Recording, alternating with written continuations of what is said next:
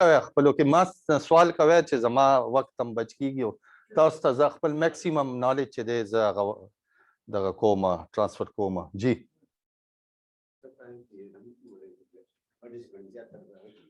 جی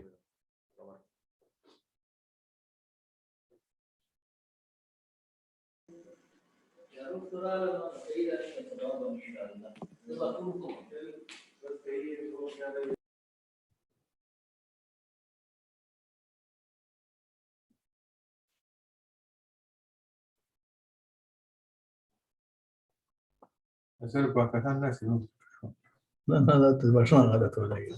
بارہ جی دلا خبره ختمه نه ده. دا خو سوال جواب څه شنو بیا زه په جرګه باندې راځم په جرګه خبرې کوم ته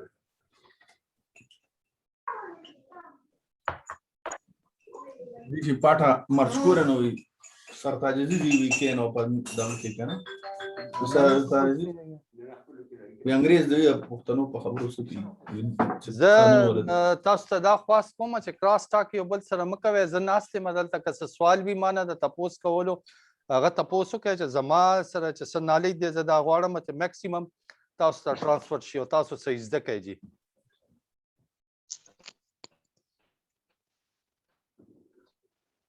میری بات کا مقصد یہ ہے کہ آپ لوگ کراس ٹاک نہ کریں ایک دوسرے کے ساتھ ڈسکشن نہ کریں. جی جی NWFP جو ہے وہ سر جی جیسے آپ نے بتایا کہ سن 1935 میں NWFP جو ہے یہ ایک مکمل صوبہ بنا. جی جی تو اس سوال کو میں ذرا ایکسٹینڈ کر کے گلگت بلتستان جو ہے وہ کب وہ کیا آئینی صوبہ بن سکتا ہے کسی وقت؟ دیکھیں یہ تو آپ کی ٹاپک سے اس کی کوئی ریلیونس نہیں ہے لیکن چونکہ آپ نے پوچھ لیا تو میں آپ کو جواب دے دیتا ہوں. گلگت بلتستان جو ہے نا اس پہ ہمارے دو قسم کے سٹینس ہیں.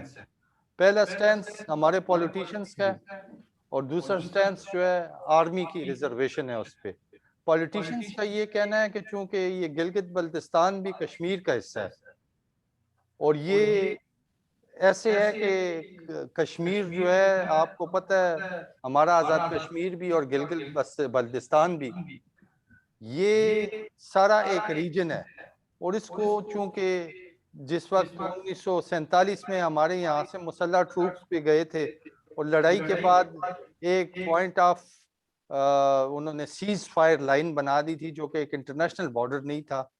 تو وہ یہ کہتے ہیں کہ اقوام متحدہ کی قراردادوں کے مطابق یہ ڈسپیوٹڈ ہے اور اس میں پلیبسائٹ یعنی استصواب رائے ہونا چاہیے. پوچھنا چاہیے ان لوگوں سے کہ آپ پاکستان کے ساتھ جانا چاہتے ہیں یا انڈیا کے ساتھ جانا چاہتے ہیں. اگر آپ اس کو صوبہ ڈکلیئر کر دیں گے اور کانسٹیٹیوشن میں اس کو صوبے کے ایکویلنٹ بنا دیں گے تو کل کو ہمارا وہاں یونائٹڈ نیشنز میں کیس جو ہے وہ کمزور ہو جائے گا کیونکہ ہم اس کو ڈسپیوٹڈ ٹیریٹری ایکسیپٹ نہیں کر رہے ہیں. ہم اس کو پاکستان کا حصہ تسلیم کر رہے ہیں اور ہندوستان تو ویسے ہی اس کے فیور میں ہے کہ جو کشمیر آکوپائڈ کشمیر ہے مقبوضہ کشمیر وہ اس کے پاس ہے تو وہ اگر مقبوضہ کشمیر کو اپنا حصہ بنا لیتا ہے تو پھر تو ڈسپیوٹڈ ٹیریٹری ہے ہی نہیں. ہم بھی کہتے ہیں ہم نے بھی اس کو اپنا صوبہ بنا لیا ہے انہوں نے بھی صوبہ بنا لیا تو وہ صوبے کا وہ ڈسپیوٹڈ ٹیریٹری کا کانسیپٹ ہی ختم ہو جائے گا. دوسرا سٹینس یہ ہے کہ اس کو صوبہ آپ ڈکلیئر کریں کیونکہ ہم یہ بھاشا ڈیم بھی یہاں پہ اسی کی حدود میں بنا رہے ہیں. تو جب ہم قرض لیتے ہیں کسی ملک سے ورلڈ بینک سے جب ہم قرض دیتے ہیں تو اس قرض کے اگینسٹ ایک گارنٹی ہم دیتے ہیں جس کو ساورن گارنٹی کہا جاتا ہے. ساورن گارنٹی صرف کوئی ملک ہی دے سکتا ہے. اگر وہ ڈسپیوٹڈ ٹیریٹری ہے تو ہم ساورن گارنٹی وہاں پہ نہیں دے سکتے. پاکستان اس ڈسپیوٹڈ ٹیریٹری کی ساورن گارنٹی نہیں دے سکتا. اگر ساورن گارنٹی نہیں دے سکتا تو قرض ہمیں نہیں ملے گا اور قرض نہیں ملے گا تو ڈیم نہیں بنے گا. تو یہ دو اس پہ مین ویوز ہیں. ایک اس کے فیور میں ہے کہ اس کو صوبہ ڈکلیئر کیا جائے کانسٹیٹیوشن میں ڈکلیئر کیا جائے. دوسرا کہتا ہے ایڈمنسٹریٹو یونٹ رہے کیونکہ ہمارا کیس کمزور ہوتا ہے. یہ دو چیزیں میں نے آپ کے سامنے رکھ دی. گو کہ اس ٹاپک کے حوالے سے اس سوال کی کوئی ریلیونس نہیں تھی چونکہ آپ سول سرونٹس ہیں تو میں نے آپ کو یہ اس لیے بریف کیا ہے کہ آپ کو آپ کے کانسیپٹ بہت کلیئر ہوں. کشمیر کو ہم اس لیے سرنڈر نہیں کر سکتے کہ 5 کے 5 دریا جو پاکستان کے حصے میں آئے ہیں وہ 5 کے 5 دریا کشمیر سے نکلتے ہیں. آج اگر ایک سیکنڈ کے لیے آپ یہ سوچتے کہ انڈس کا جو دریا سندھ ہے اس کو ہم بند کر دیتے ہیں اور یہ ملک میں نہ ہو تو کیا حال ہوگا؟ آپ کی ایگریکلچر تباہ، آپ کی پاور جنریشن نہیں ہوگی. تو یہ ہمارے لیے ڈو اینڈ ڈائی کا مسئلہ ہے، کشمیر کا مسئلہ. بہت سارے مسائل ہیں. یہ باہر بیٹھ کے باتیں کرنا بہت آسان ہوتا ہے. جب آپ پالیسی میکنگ میں ہو، ڈیسیجن میکنگ میں ہو اور آپ کو ریئلٹیز کا اندازہ ہو، پھر ڈیسیجن لینا بڑا مشکل کام ہوتا ہے. جی اور کوئی سوال؟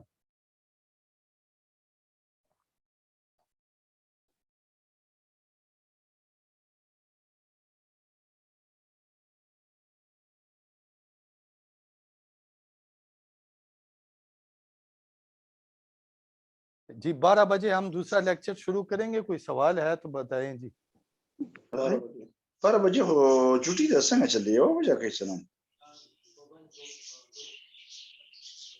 2 بجې شو یار دا خو دې وخت کې دا خبرې مه کوئ پلیز. زه ناست یم کتا ته د دومره چوټۍ خیال دی نو بند که ده او زه خپل مونځ کې اودس کې خو آن ایر دا خبرې ته کې لګیا چې ټول اوري لګیا دي. نور څه سوال وي؟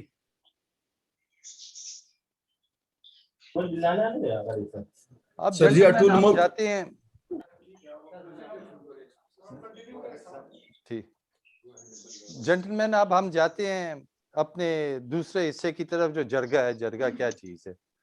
میں نے اس دن آپ کو ایک مثال دی تھی کہ جرگے میں جو بیسک انگریڈینٹس ہوتے ہیں وہ یہ ہوتے ہیں کہ کوئی تصفیہ کسی کے پاس آ گیا اور وہ تصفیہ کسی چیز کے بارے میں، فرض کیا ایک پین کے بارے میں تصفیہ ہے اور وہ پین کے بارے میں تصفیہ یہ ہے کہ مسٹر اے ایلیج کر رہا ہے کہ یہ پین میرا ہے اور مسٹر بی ایلیج کر رہا ہے کہ یہ پین میرا ہے. مسٹر اے یہ کہہ رہا ہے کہ یہ پین کا قبضہ میرے پاس ہے اور مسٹر بی یہ کہہ رہا ہے کہ یہ پین کا قبضہ میرے پاس ہے. مسٹر اے کہہ رہا ہے کہ اس پین کا رنگ جو ہے وہ بلیک ہے، مسٹر بی بھی کہہ رہا ہے کہ اس پین کا رنگ جو ہے وہ بلیک ہے. تو اس میں ہمارے پاس اگر آپ ایشوز دیکھیں گے جو آرڈر آف ریفرنس ہوتا ہے، آرڈر آف ریفرنس کیا چیز ہوتا ہے؟ اس میں آپ کو ایشوز لکھنے پڑتے ہیں کہ اس پین کا تصفیہ ہے. پہلا تو میں نے دعویٰ اور جواب دعویٰ یا درخواست جواب درخواست دیکھی ہے یا پڑھی ہے میں نے، تو اس میں مجھے دو چیزوں کا اندازہ ہوا ہے کہ دونوں فریقین یہ کہہ رہے ہیں کہ یہ قبضہ میرے پاس ہے، دونوں فریقین کہہ رہے ہیں کہ ملکیت میری ہے اور رنگ پہ اس پین کے تنازع نہیں ہے. تو جو ایشو بنے گا، ہمارے پاس پین کا مقدمہ آ گیا ایک جرگے کے پاس، اس کو ڈیسائیڈ کرنا ہے. سب سے پہلے تحصیلدار یا پولیٹیکل ایجنٹ صاحب جو ہے اپنے دراز سے وہ نکالے گا لسٹ جو اس نے اس قوم کی بنائی ہوئی ہے، جو جرگہ ممبرز ہیں and they must be well conversant with the law. ان کو قانون سے آگاہی اور رواج سے آگاہی حاصل ہے. تو وہ لسٹ لے کے آئے گا. پہلے فریق کو کہے گا جی اس لسٹ میں جو نام جس سے آپ جرگہ نہیں کروانا چاہتے وہ کاٹ دیں.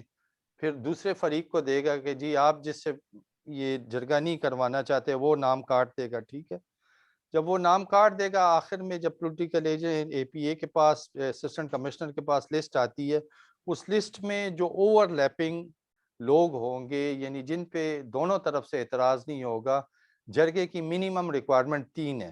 3 سے کم آدمی جو ہیں وہ جرگہ نہیں بنا سکتے یا اوپر کی کوئی لمٹ نہیں ہے. 3 بندوں پہ مشتمل ایک جرگہ بن جائے گا. فرض کیا الف، بے اور جیم 3 شخص ہیں. آرڈر آف ریفرنس میں یہ لکھا جائے گا کہ یہ مسٹر الف، مسٹر بے اور مسٹر جیم جو ہیں یہ جرگہ ممبرز ہیں. ایک یہ حصہ ہوتا ہے آرڈر آف ریفرنس کا. دوسرا حصہ یہ ہوتا ہے کہ یہ مقدمہ جو ہے this dispute, this suit is regarding the ownership and possession of the pen. So 2 issues are framed. 2 قسم کے تنقیحات، ایشو کو اردو میں تنقیحات کہا جاتا ہے. 2 قسم کی تنقیحات اس پہ فریم ہونا ضروری ہے. ایک ایشو یہ ہے کہ اس کی ملکیت کا جرگے کو کہیں گے، یہ اوپر جو جرگہ بنایا گیا ہے میوچول کنسنٹ سے، تو ایک اس کو کہیں گے کہ جی آپ اس کا مجھے یہ بتائیں، تحقیق کر کے اپنی ایویڈنس ریکارڈ کر کے مجھے یہ بتائیں کہ یہ کس کی ملکیت ہے، مسٹر اے کی ہے کہ بی کی ہے، اور یہ بتائیں کہ اس کا قبضہ کس کے پاس ہے. وہ جرگہ ممبر جو ہے اوپن اینڈ سیکرٹ انکوائری کرے گا اور اوپن انکوائری میں جو ہے وہ لوگوں کے بیانات لے گا، فریقین کے بیانات لے گا. اس بیانات پہ مشتمل جو ہے ایک چیز ایک ڈاکومنٹ بنا کے اکٹھا کر کے، اس کے لیے بہترین طریقہ یہ ہے کہ ایچ جو FCR میں لکھا ہوا تھا، each and every proceeding of the jirga has to be headed over by the political agent اور اسسٹنٹ پولیٹیکل ایجنٹ کو ہر جرگے کی کارروائی کو ہیڈ کرنا چاہیے، بیٹھنا چاہیے، اس کی سپرویژن کے نیچے ہونا چاہیے۔ یہ غلط طریقہ ہے کہ فائل جرگہ ممبروں کو دی جائے اور جرگہ ممبر جو ہیں وہ فائلیں بغلوں میں دبا کے کبھی ایک کے پاس جائیں اور کبھی دوسرے کے پاس جائیں۔ اوپن کورٹ میں جرگہ ممبر جو ہیں بیان لیں ساروں سے، وہ ساری پروسیڈنگز کو ریکارڈ کریں اور آخر میں اپنی فائنڈنگز دیں۔ ان کی فائنڈنگز جو ہیں وہ ایوارڈ کہلاتی ہیں۔ وہ ایوارڈ اپنا جو ہے پولیٹیکل ایجنٹ کو سبمٹ کرے گا یا اسسٹنٹ پولیٹیکل ایجنٹ کو سبمٹ کرے گا۔ پولیٹیکل ایجنٹ اس ایوارڈ سے ادھر ادھر نہیں جا سکتا۔ وہ جو ایوارڈ اس نے فائنڈنگ دی ہے، یہ صرف کوسچن آف فیکٹس پہ فائنڈنگ ہوتی ہے۔ کوسچن آف فیکٹس پہ جو فائنڈنگ ہوتی ہے، وہ کوسچن آف فیکٹس کی فائنڈنگ کے مطابق پولیٹیکل ایجنٹ ایک ڈگری ایشو کر دے گا، آرڈر ایک کرے گا، جس میں ڈگری ہوگی کہ یہ میں نے فلاں آدمی کو دے دیے انہی شہادتوں کے باوجود۔ اس دوران، اس پروسیڈنگ کے دوران آبجیکشن بھی ریز کیا جا سکتا ہے جرگے پر، اور آبجیکشن کوئی بھی فریق ریز کر سکتا ہے۔